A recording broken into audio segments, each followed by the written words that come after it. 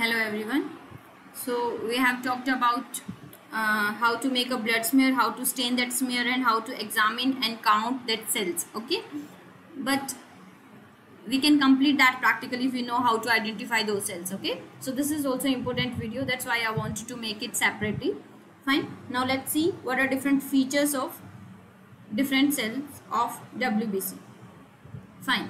So we know WBC is of two types, granulocytes and agranulocytes. Okay, granulocytes means the cells having granules, which are neutrophil, eosinophil, basophil, and those we don't have granules, which are monocytes and lymphocytes. Okay, so let's see one by one the major differentiating features of these cells. So first let's talk about neutrophil.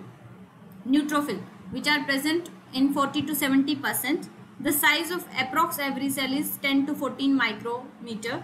Of granulocyte I am talking about. Okay, the nucleus of every cell, which is acidic component, will be stained with methylene blue, so it will be having color of blue violet color. Okay, now neutrophil have 2 to 6 lobes. That is major identification feature of neutrophil. Cytoplasm is blue in color.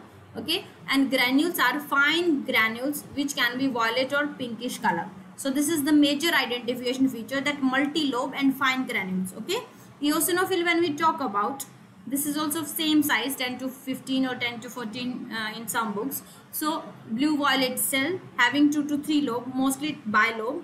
Okay, the cytoplasm is pinkish red, it's granular, and the granules here are brick red granules and big size granule, which are called coarse granule. These are large size granule. Okay, coarse granule. Okay, so this is the major identification feature if we have bilobed neutrophil and eosinophil. Then brick red granules to orange color and coarse granules. Basophil on the other hand, same size, same nucleus color.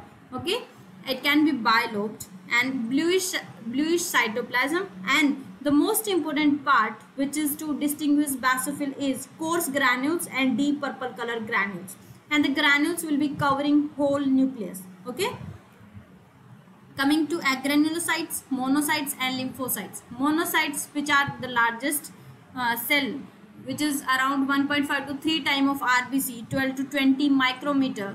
Okay, they have horseshoe or kidney shaped nucleus. This is the major identification feature. Okay, cytoplasm is again blue color and no granules present. Lymphocyte on the other hand, which are of two types, small and large lymphocyte. Small lymphocyte that of RBC size, and large lymphocyte that of WBC size, that is 10 to 14 or 15 micrometer. How will be identifying that? It's almost, there will be single nucleus which can be oval shape or round nucleus. It will be filling the cell. So here nucleus is larger in the cell, so nucleus to cytoplasm ratio is high.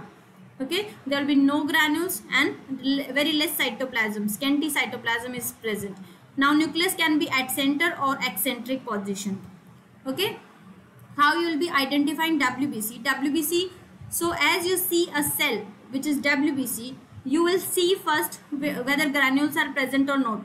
If granules are present, okay, it will be granulocyte. If it's absent, you have to see whether the nucleus is horseshoe shape or a round.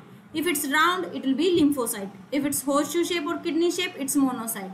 If granules are present, you have to see the granules are fine or not. If there are fine granules, it will be, or it's multi-lobe, it's neutrophil. If the granules are blue in color, covering the nucleus, it's basophil.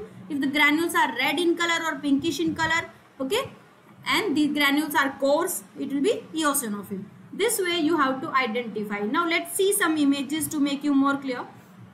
For example, as you can see in these images, these all are neutrophils, multi-lobe neutrophils and very fine granules. You can see, you even can't make you very clear the granules are present. You can see very light color granules, these are fine. So neutrophil, multi-lobe, fine granules. Next, coming to see this, you can see this is bilobe and reddish granule. Reddish granule is the major identification feature, and coarse granule, these are large size granule as compared to neutrophil. Okay, so bilobed and reddish granule, large size granule. On the other hand, basophil, to differentiate from eosinophil, as you can see, the granules are blue in color and covering whole nucleus this way. Fine, this way you can identify basophil. So how you will be identify these three, which are the major confusion for students. So eosinophil, coarse red granule, okay. Neutrophil, multi-lobe fine granule. Basophil, blue granule and coarse granule. Okay, this way you can identify these three. These are monocyte. You can see there are different structures, horseshoe, kidney, or there is some curve. This way you can identify the monocyte. Okay, if it's round, it will be lymphocyte. Let's see lymphocyte also. So this cell is lymphocyte. You can see the round structure, either it's on one end, that is eccentric position, or at center. If it's of RBC size, it's small lymphocyte. If it's bigger than that, it's large lymphocyte. Okay, now let's see applied aspect. Now what if there is variation of these cells? Okay, in which condition it occurs? That is applied aspect. So neutrophilia, increase in neutrophil count is neutrophilia. Physiologically it can happen when we do exercise, when there is any stress, it's physical or mental stress, after meal, during pregnancy or parturition, right? Then pathological neutrophilia can occur in any type of infection, pus forming bacteria, surgery, trauma, burn, acute hemorrhage, okay, tissue necrosis, in any infarction, if ADR injection is given, adrenaline injection. In these cases neutrophil can increase. It can decrease in children, first of all, where lymphocyte is high and neutrophil count is less. Pathologically it can happen in typhoid fever or bone marrow depression. Fine. In some autoimmune disease like rheumatoid arthritis and purpura. Eosinophil can increase. The term is called eosinophilia, and it happens in parasitic infection, allergic conditions like asthma, atopic dermatitis, and some drugs, okay, and in some carcinomas like leukemias, okay. The eosinophil count can decrease in steroid injection and bone marrow depression, as bone marrow is forming all the cells. So if bone marrow depression occur because of any disease, because of any drug, so all the cell count decreases. Basophil can increase in allergy, in chronic infections and leukemias, okay, and decrease in bone marrow depression and steroid injection. Lymphocytes can increase, as we know, in children lymphocyte count is more as compared to neutrophil. That's why neutropenia occur in children. Now in chronic infection, this is the major feature. In chronic infection, lymphocyte increases, and leukemias, lymphocytopenic leukemia. So leukoid leukemia, in that lymphocyte count increases, okay. And viral infection, so lymphopenia, again when there is less cells are formed by bone marrow, hypoplastic bone marrow, and AIDS. Monocytosis, tuberculosis, syphilis and leukemia. In these conditions monocytes can increase, and monocytopenia, hypoplastic bone marrow.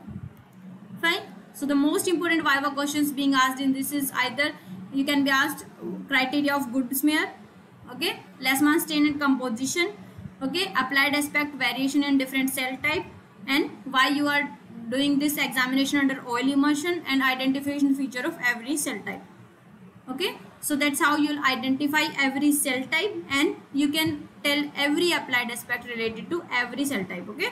So that's all about. See, you can see both the video of DLC, and if you have any query you can comment below. Please subscribe to my channel if you haven't done till now. Thank you so much for watching. Happy learning.